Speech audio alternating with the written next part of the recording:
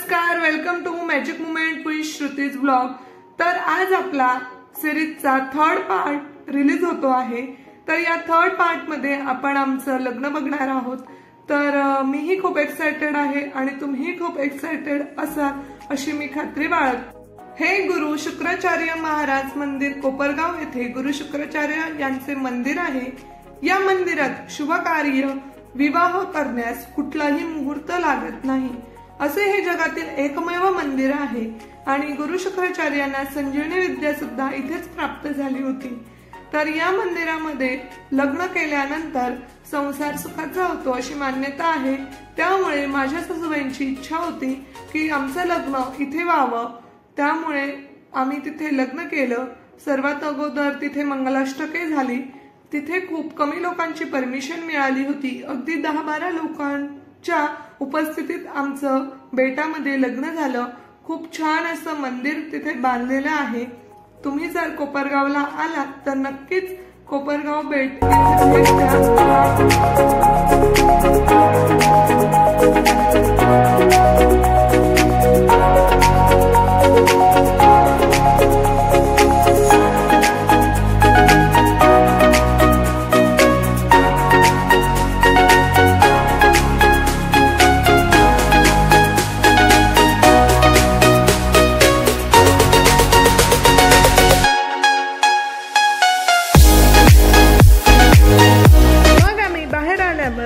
एक group photo काढला।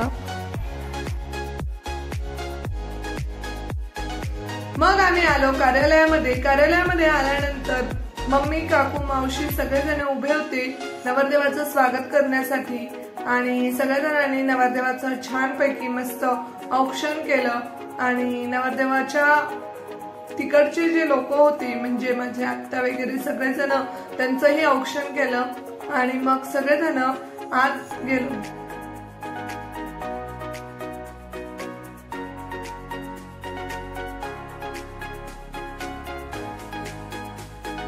इकडे पण परत मंगलाष्टके झाली आणि त्यानंतर मग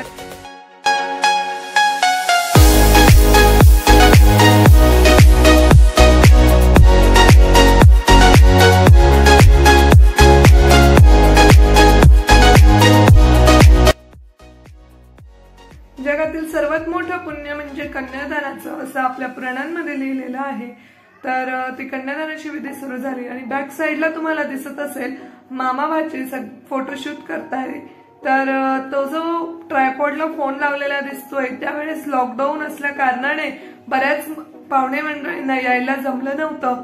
तर त्यांच्या सर्वांसाठी ऑनलाईन लग्न केलं होतं। मीन्स लग्न इकडे सुरू होतं आणि त्यांना झूम मीटिंगद्वारे लग्नाला अटेंड होण्यासाठी सांगितलं होतं। तर त्या झूम मीटिंगचाही खूप चांगला रिस्पॉन्स होता। जवळजवळ 550 लोक त्या मीटिंगला त्यावेळेस जॉईन झालेले होते आणि ऑनलाईन लग्न ते अटेंड करत होते। ज्यांना येणं पॉसिबल झालं नाही ते सर्वजण झूम मीटिंगद्वारे लग्न एन्जॉय करत होते। त्यानंतर मग मम्मी पप्पा कन्यादानाला बसले, त्यानंतर मामा बसला, त्यानंतर मावशी काका यांनी कन्यादान केले।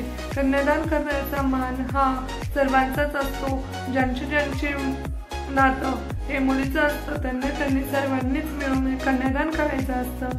मग त्यानंतर मला दागिने घालण्यात आले, पोत घालण्यात आली आणि पोत घातल्यानंतर मग सिंदूर लावण्यात आला।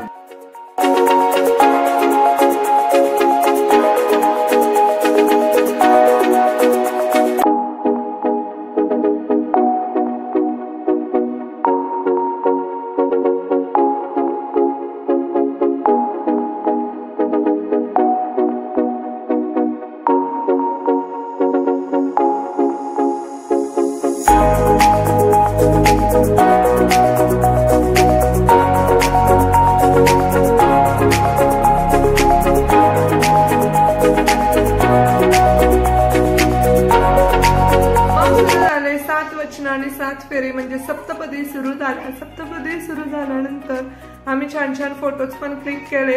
त्यानंतर 4 फेरे मुलगा पुढे असतो आणि मुलीले 3 फेरे मुलगी पुढे असते, असं आमच्यामध्ये रिच्युअल आहे। तुमच्यात काय आहे ते नक्की कमेंट करा। त्यानंतर आम्ही इतक्या वेळ गप्पा मारत होतो, अख्खं लग्न आम्ही गप्पा मारत होतो. तर शेवटी ब्राह्मण आम्हाला म्हटले की आता तुम्हाला आयुष्यभर गप्पा मारायच्या आहेत. त्या गप्पा काय होत्या हे जर तुम्हाला जाणून घ्यायचं असेल तर नक्की मला कमेंट करा. त्यावर आपण एक स्पेशल व्लॉग बनवू. त्यानंतर सासूबाईंनी माझी ओटी भरली. लग्नामधला सगळ्यात फनी कार्यक्रम म्हणजे कान पिळायचा. भावाने त्याच्या जिजाजींचा कान पिळायचा असतो आणि मग कान पिळण्याच्या बदल्यात त्यांना गिफ्ट मिळत असतं. अशा प्रकारे 3 सालांनी त्यांचे कान पिळले आणि त्यानंतर मग काका काकूंनी कन्यादान केलं आणि मग सुरू झाला तो झाल झेंड्याचा कार्यक्रम.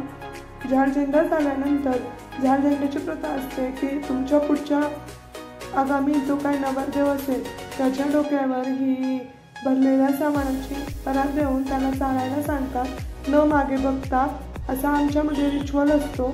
हे ताट सगळ्यांच्या डोक्याला लावून फिरवायचं असतं 5 वेळेस आणि त्याच्यामध्ये असतो आरसा, पापड, लोणचं जे आपण लग्नासाठी केलेलं असतं ते सगळं. म्हणजे तुम्ही एक प्रकारे ती शिजोरीच देत असतात. आणि त्यानंतर मग पाहण्याचा कार्यक्रम असतो तो म्हणजे सुनमुख. सुनमुख बघितल्यानंतर सासवा अगदी छान छान गिफ्ट देतात आणि ते गिफ्ट काय असतं तर मला माझ्या सासवांनी काय गिफ्ट दिलं तर मला माझ्या सासवांनी नथ गिफ्ट केली होती. आणि मग सुनमुख पाहिल्यानंतर आम्ही छान छान फोटोजही क्लिक केले आणि त्यानंतर झाल झेंडाचा जो काही विधी असतो तो संपला आणि मग आईने त्यांनी मला गुड बाय केलं आणि बहिणीने मला हळदी कुंकू वगैरे दिलं आणि मग आम्ही निघालो सासरी.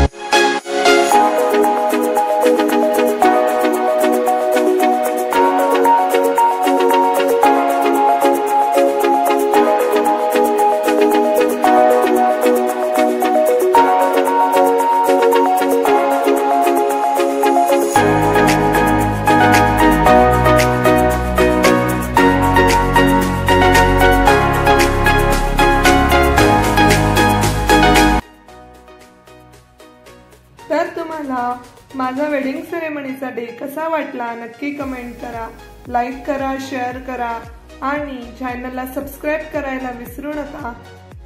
वेगवेगळे व्हिडिओ चॅनलवर येत राहतील ते नक्की बघा. आणि ही सेरेमनी तुम्हाला कशी वाटली, तुमच्या लग्नाच्या विधींमध्ये कोणते कोणते प्रकार असतात ते सगळं मला कमेंट करा. आणि तुम्हाला कोणते कोणते व्हिडिओज बघायला आवडतील हेही मला कमेंट करा. लवकरच भेटू अजून एका नवीन व्हिडिओमध्ये. Bye bye.